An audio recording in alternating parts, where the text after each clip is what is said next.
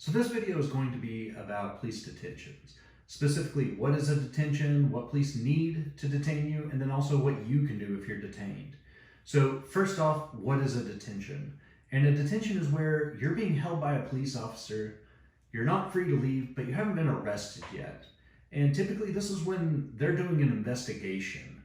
So they're trying to see if they can gather enough evidence to either give you a ticket or to arrest you for a crime. So what do they need in order to detain you? And the answer to that is they need reasonable suspicion.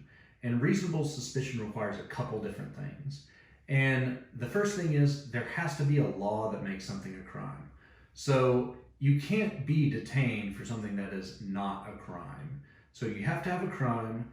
Next, a police officer has to make some observation or have some minimal evidence that would make them suspect that you're committing that crime. And finally, that belief or that suspicion has to be reasonable.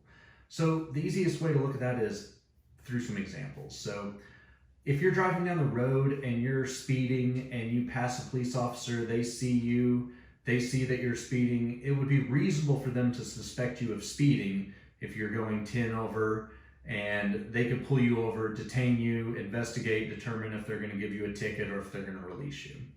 Okay, so that would be an example where there is reasonable suspicion.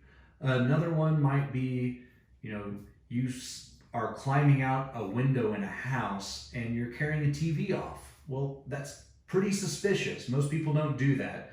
And it would probably be reasonable for that police officer seeing that situation to think that that person is burglarizing a house, stealing that TV. So it's probably likely you could be detained in that situation.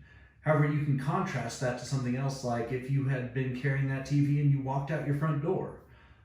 Is it reasonable for a police officer to think you're stealing that TV, walking out your front door? Most situations, probably not. I mean, lots of people do that every day.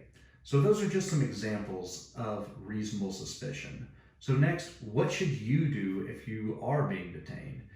And the first thing is you need to determine if you're even being detained. Most police officers don't walk up to you and say, hey, I'm going to detain you for a little bit and let's talk. It's not how it works. You can have a consensual encounter with a police officer where they're just coming up and talking to you. The difference there is during a consensual conversation, you can walk away at any point. So you need to determine if A, this is consensual conversation, or B, this is a detainment. So the easiest way to do that is just ask, hey, am I being detained right now? That police officer is going to do one of three things. One, they're either going to ignore your question and not answer it. Two, they're going to say yes, or they're going to say no.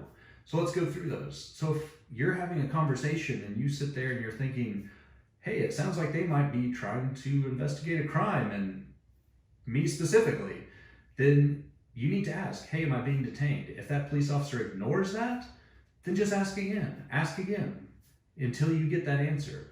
Once you get the answer, then you can determine what you're going to do. So let's say you get that answer and the answer is no, you're not being detained. So at that point, you're not being detained, you can leave at any moment. So at that point, you could just say, hey, am I free to go? If they say yes, you just walk away. You end that conversation, you don't have to stay there and talk to them anymore. You don't have to provide any more information that may be used as evidence against you.